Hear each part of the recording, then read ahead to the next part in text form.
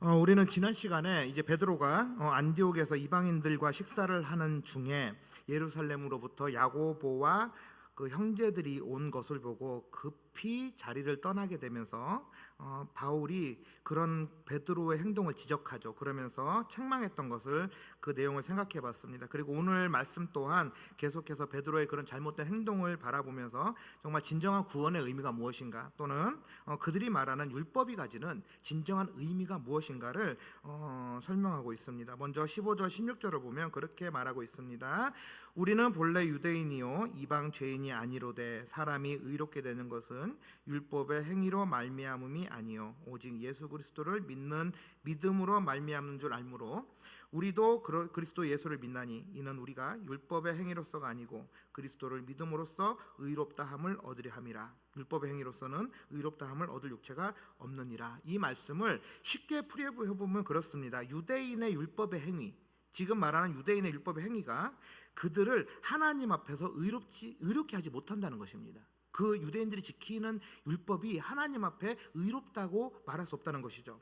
다시 말하면 예수 그리스도가 아니면 절대 구원에 이를 수가 없다라는 것을 강조하고 있다는 것입니다. 즉 아무리 선택받은 민족이라고 하는 유대인들이라 할지라도, 아무리 선택받은 사람들이라 할지라도 예수 그리스도를 인정하지 않는다면, 예수 그리스도의 십자가와 부활을 인정하지 않는다면 그들 또한 이방인들처럼 하나님 앞에 자신 있게 내어놓을 것이 아무것도 없다라는 것을 다시 한번 강조하고 있습니다. 무슨 말이냐면 당시 율법을 기준으로 하면 그런 것이죠.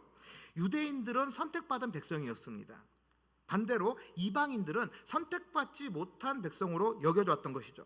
그렇지만 그런 율법의 근본적인 목적은 무엇이냐면 선하신 하나님 앞에서 내 안에 있는 죄악을 깨닫게 하시는 것, 하나님 앞에서 내가 죄인이다라는 것을 스스로 깨닫게 하시는, 그래서 그럼으로 인해서 내가 죄인임을 깨닫고 하나님의 뜻을 따라 살게 하려는 것, 그것이 율법의 목적이었고, 그 가운데 유대인들을 통해서 모든 민족을 구원하시려는 하나님의 숨은 계획이 있었다는 것입니다.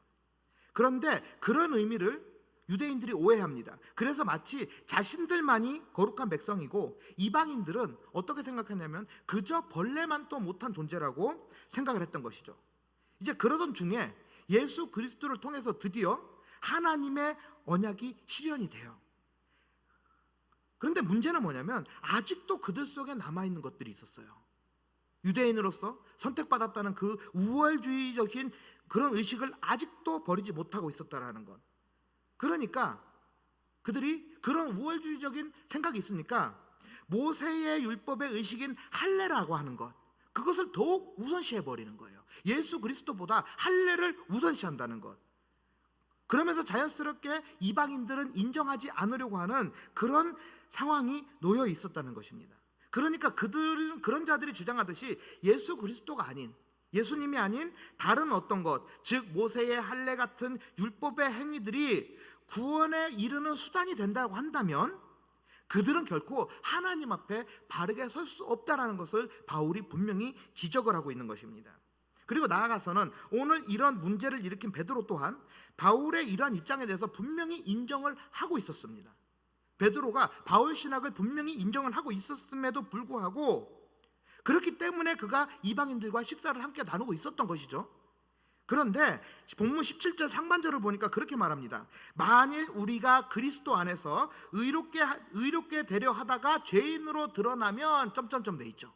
만일 우리가 그리스도 안에서 의롭게 되려 하다가 죄인으로 드러난다면, 즉 베드로는 비록 바울이 말한 것처럼 오직 구원으로 믿음을 얻는다, 즉 어떤 행위가 아니다라는 점을 분명히 인정을 했습니다. 그렇기 때문에 이방인들과 자유롭게 식사를 하고 있었던 것은 맞는데, 이제 그러다가 유대인 형제들을 막상 보다 보니까 마치 자기가 무엇인가 죄를 지은 것처럼 행동을 했다는 거예요.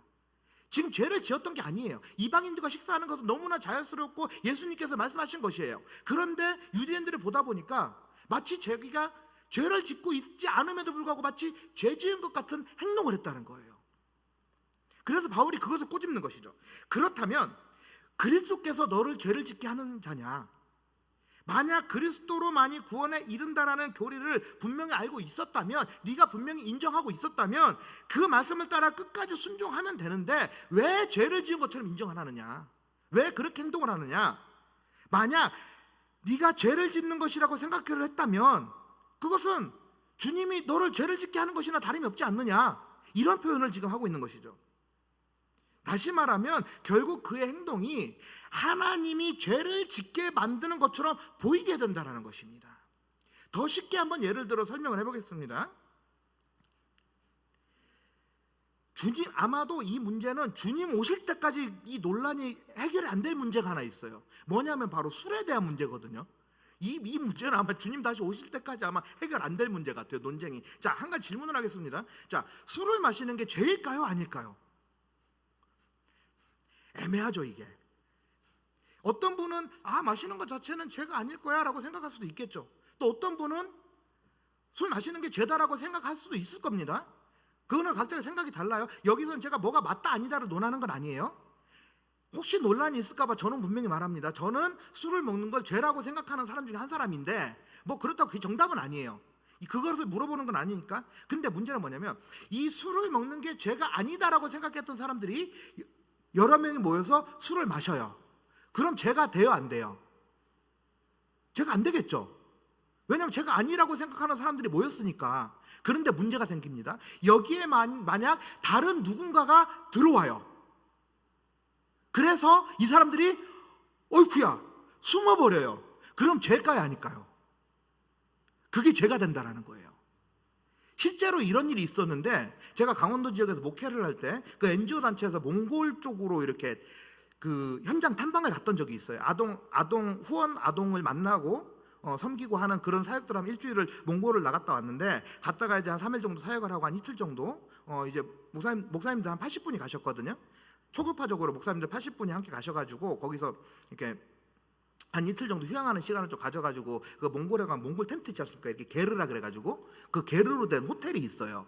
그 가면은 뭐 별도 잘 보이고 좋더라고요. 그 좋은 기회가 있어서 한번 가볼 기회가 있어 갔는데, 그 한 80여 명의 목회자들 중에 나머지는 다 같은 교단 목사님들이고, 이제 저를 포함해서 한 대여섯 분은 이제 다른 교단 목사님이세요. 이제 합동측 목사는 이제 저하고 다른 두 분이 더 계셨고, 나머지 순복음 계열이나 뭐 이런 부분들이 계셨고, 나머지는 다 같은 교단에 계셨던 목사님들이에요.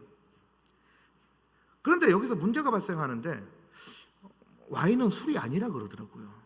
와인은 술이 아니고, 뭐 예수님도 마셨으니까 와인은 괜찮다 그러고 뭐 잔뜩 사가지고 가더라고요. 그래가지고 그거를 아주 맛있게 나눠 드시더라고, 그 분들께서. 저희는 옆에서 구경하고 있고, 맛있게 드시고, 그러니까 이게 얼굴이 벌개져가지고 막 형이 말이야 막 이러면서 막 이러는데, 문제가 생겨요. 무슨 문제가 생겼냐면, 뭐 거기까진 좋아요. 뭐 본인들이 뭐 그게 죄가 아니다라고 생각하고 먹는 거는 제가 뭐라고 말하진 않겠는데, 그 강원도 지역의 어떤 장로님 일행이 마침 그 호텔로 들어오신 거예요. 이게 딱 마주친 거잖아요. 다 숨어버려요. 야, 큰일 났다 그러면서 다 숨어요. 저하고 이제 동갑내기 목사님 한 분 계셨거든요. 옆 교회에 계신 분이. 그래가지고 제가 그랬죠. 왜 숨어? 왜 숨어? 와인은 괜찮다며? 그랬더니 그렇게 대답하더라고요. 그래도 좀 그렇지. 이렇게 말씀하시는 거예요. 자, 비난을 하는 게 아니고 상황을 설명드리는 거예요. 그렇게 되면 죄가 아니다라고 생각했지만 스스로 죄를 만들어 버린다는 거예요. 오늘 본문의 베드로가 바로 그런 것이죠. 그리고 이어서 말합니다. 본문 18절에 만일 내가 헐었던 것을 다시 세우면 내가 나를 범법한 자로 만드는 것이냐? 무슨 말일까요?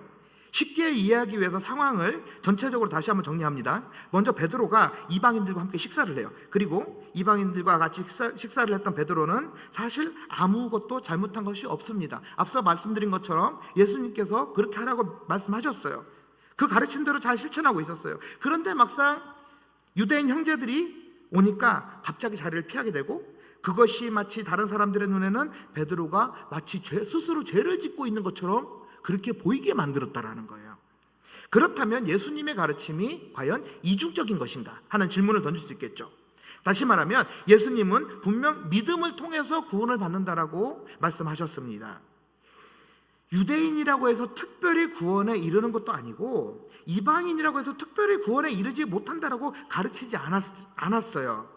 그런데 오늘 베드로의 행동이 마치 스스로 죄를 짓는 것처럼 보이게끔 행동을 하니까 다른 사람들 눈에는 마치 예수님이 갑자기 법을 바꿔가지고 이랬다가 저랬다가 하는 분인 것처럼 사람들로 하여금 오해를 하도록 만든 상황이 벌어졌다는 것입니다.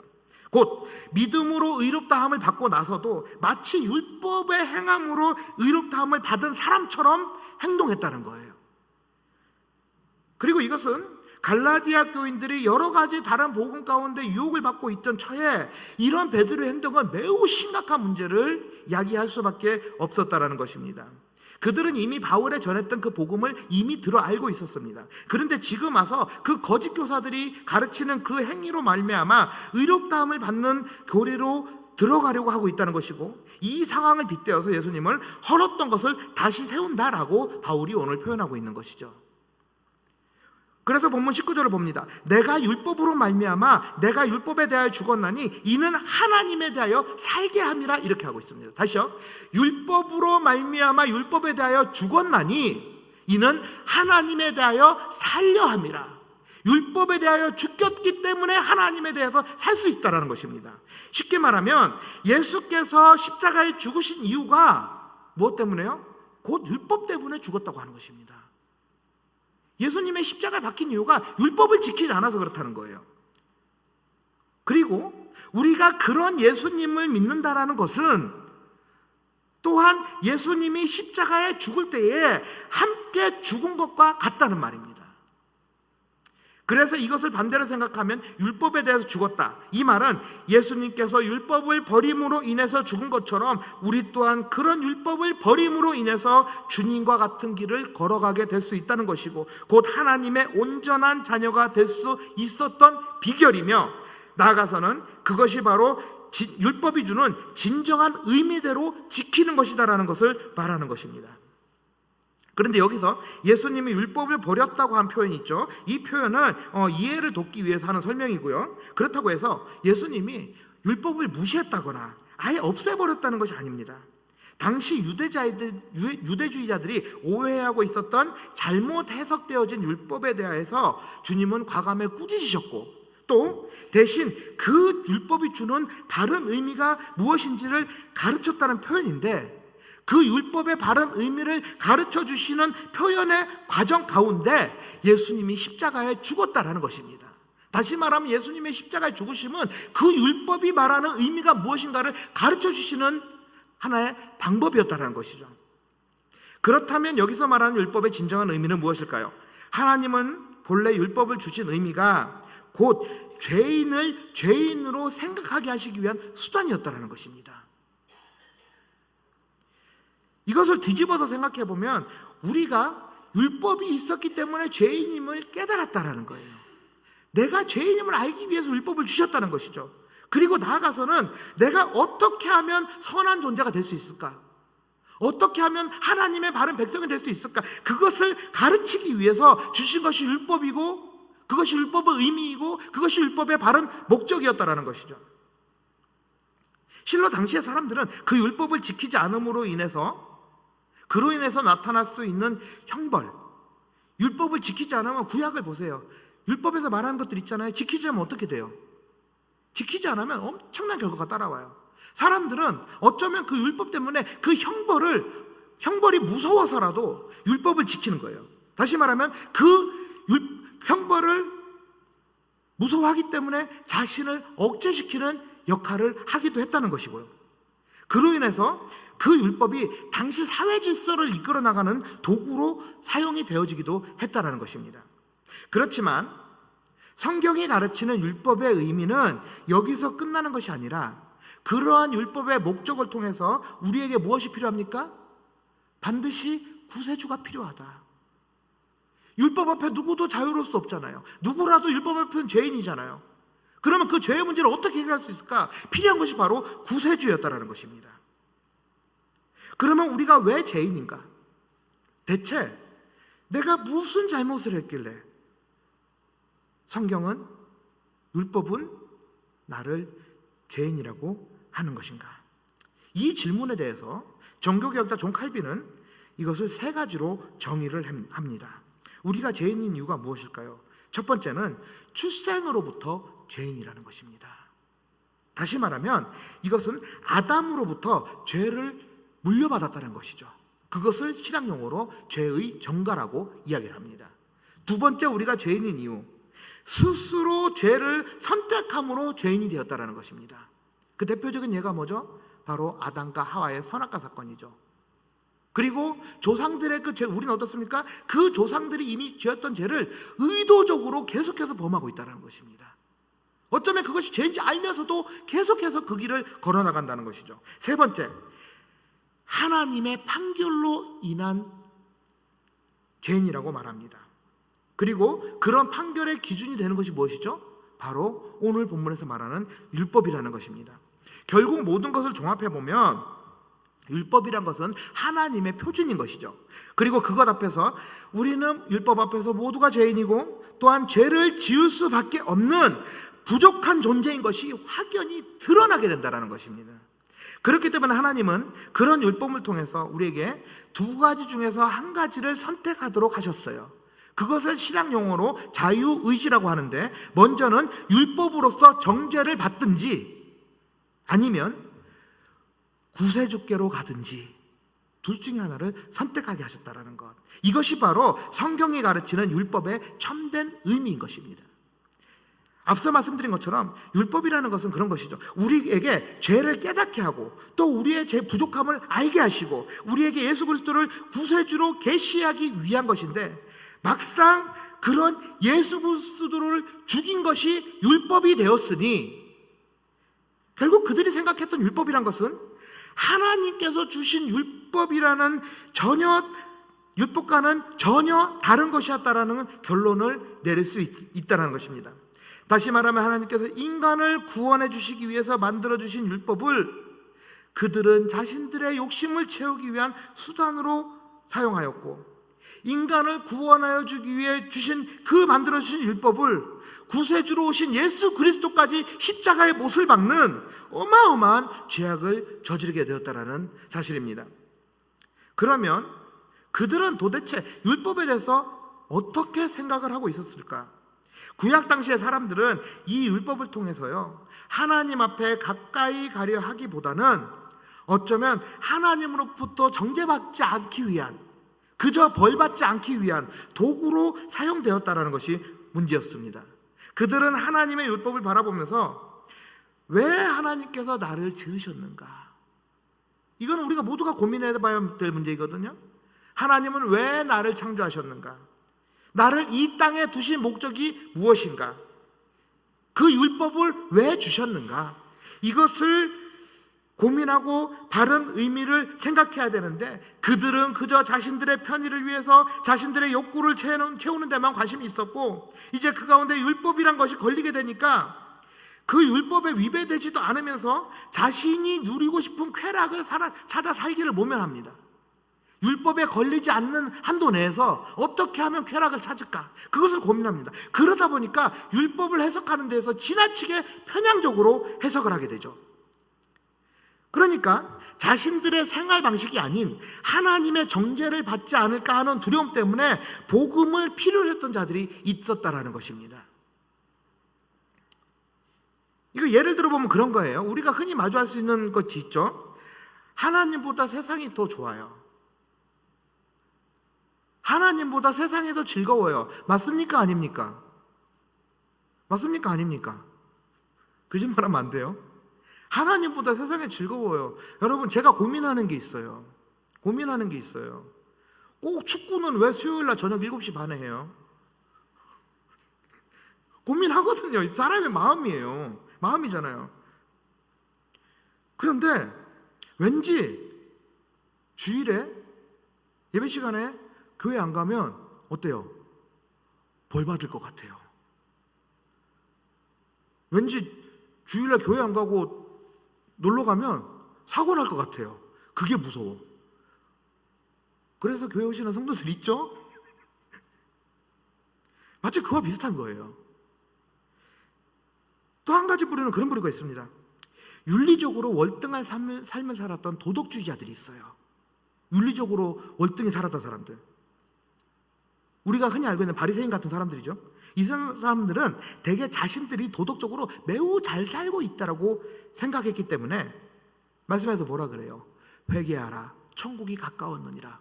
이 그리스도의 말씀이 나에게는 적용되지 않는다고 생각하는 거예요. 자기는 도덕적으로 너무 잘 살고 있으니까, 자기는 율법을 너무나도 잘 지키고 있으니까. 다시 말하면 그들 스스로의 생각이 곧 율법이 되었다는 사실입니다.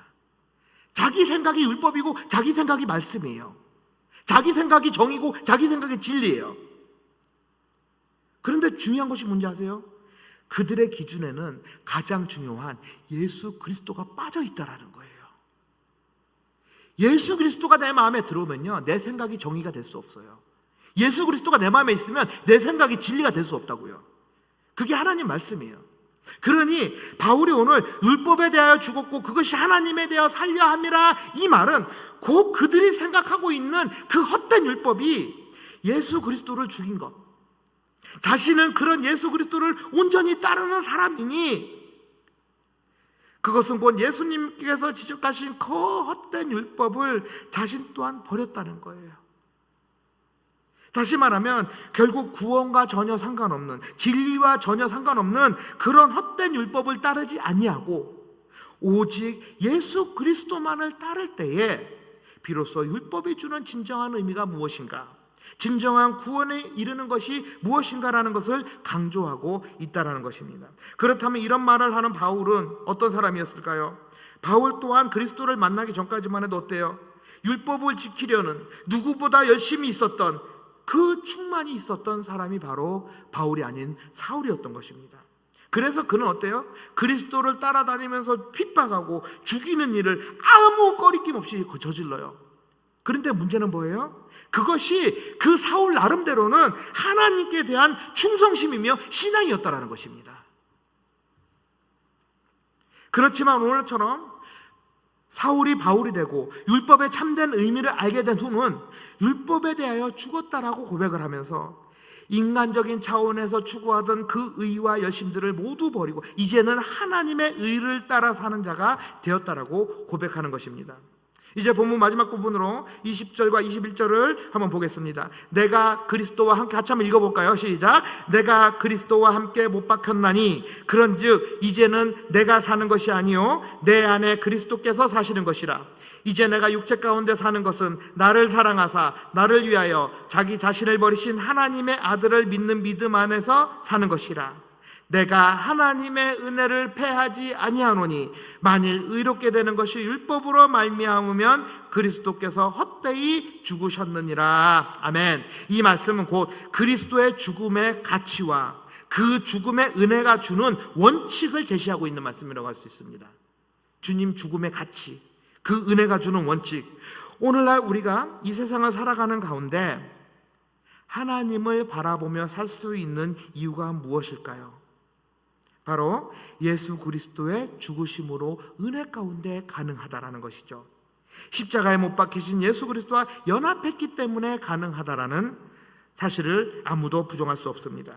그리고 여기서 그리스도와 연합했다는 것은 내 안에 그리스도가 살아계시다는 것, 내 안에 그리스도가 살아계시기 때문에 내가 살아있는 것이고, 그것은 또한 내 생명의 근원이 바로 예수 그리스도라는 고백이 된다는 사실입니다. 어때요? 그분은 나를 위해서 자신을 내어주셨으며 우리가 믿음으로 살 수 있도록 해주셨다는 것입니다.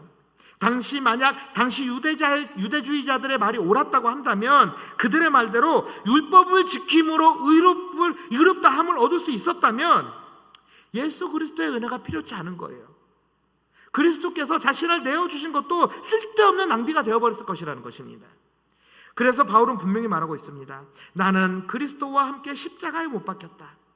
그리고 이런 고백을 하기 위해서는 예수 그리스도만을 온전히 믿어야만 가능한 것이고, 반대로 예수 그리스도를 온전히 믿을 때에 십자가에 달리신 그리스도 안에서 나 또한 십자가에 달려 죽을 수 있다라는 고백인 것입니다. 그리고 그런 죽음을 통해서 어때요? 우리는 죄와 저주와 하나님의 진노에서 비로소 해방이 되어지고 참 자유를 누리는 백성이 되었다라는 사실입니다. 또 한 가지를 말합니다. 내 안에 그리스도가 계심으로, 내 안에 예수 그리스도가 계심으로 우리가 참된 삶을 살아갈 수 있도록, 바른 삶을 살아갈 수 있도록 생명의 능력을 지속적으로 충족시키는 분이라고도 해석할 수가 있다는 것입니다.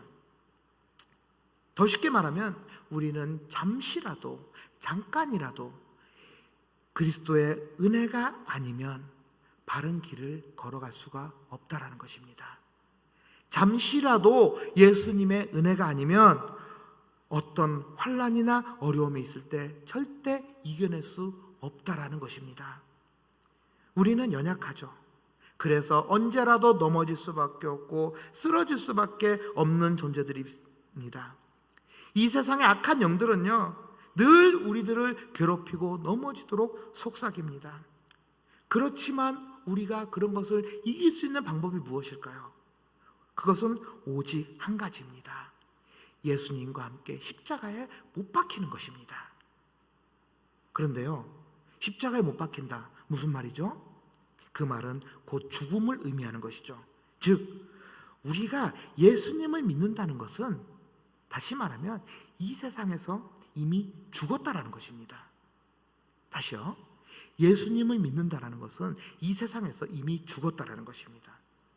그러니 이 세상에서 죽은 사람이 무서울 것이 뭐가 있겠어요? 한 가지 예를 한번 들어볼까요? 어떤 두 사람이 싸움을 해요. 그런데 싸움을 하는데 이 사람은 나 살고 너 죽자라 그러고 싸워요. 내가 살기 위해서 이 사람을 죽이려고 하고 있어요. 나 살고 너 죽자. 근데 이 사람은 어떻게 하냐면 같이 죽자 그래요. 누가 무서울까요?